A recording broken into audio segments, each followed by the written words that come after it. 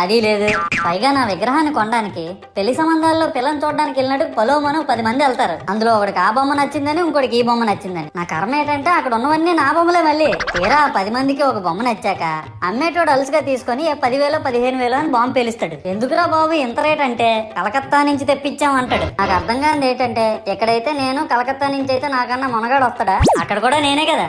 ఇలా నన్ను బజార్లో పెట్టి బేరం ఆడి నా మొహానికి ముసుగేసి వ్యాన్ ఎక్కిస్తారు. ఆ వ్యాన్ డ్రైవర్ గాడు నేనున్నానని కూడా చూడకుండా ఏదో ఆలోచించుకుంటూ డ్రైవ్ చేస్తా గతకల్లో గబ్బి గుబ్బి అని తించేసి నా కాల్లో చెయ్యి ఎరగొట్టేస్తాడు. ఈ విషయం చందాలు ఇచ్చిన చిన్నోళ్ళకి తెలిస్తే మళ్ళీ ఇరిగిపోయిన బొమ్మ పెట్టకూడదని ఏ బొమ్మ రాసి కవర్ చేసేస్తాడు. సరేలే జరిగిందేదో జరిగింది, నా భక్తులే కదా, కూల్ బ్రో అని చిల్లయ్యే లోపు నన్ను పందిర్లో పెట్టి ముసుగు తీసి నాకన్నా పొడుగుండే సౌండ్ బాక్సులు 2 నా చెవులు పక్కన పెట్టి డీజే గణేష్ బ్రో అని చెప్పి నా పాటలను కూనీ చేస్తారు. సరేలే పిల్లలు కదా, ఇప్పుడు కాకపోతే ఎప్పుడు ఎంజాయ్ చేస్తారు, కాసేపట్లో పూజ స్టార్ట్ చేస్తారని వెయిట్ చేస్తా ఉంటే ఆ 5 రూపాయల వ్రతకల్పన బుక్ చూస్తే